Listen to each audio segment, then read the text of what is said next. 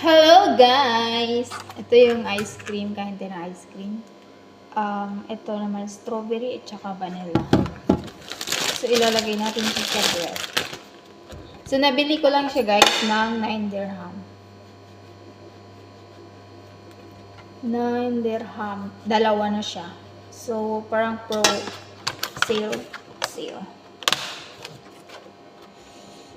Paano ba ito?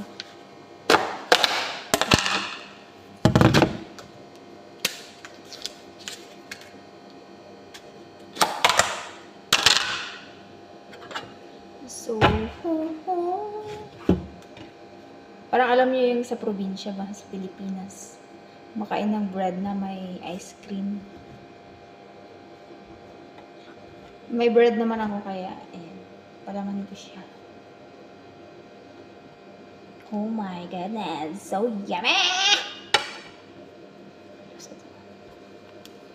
So, itong vanilla. It's so fun.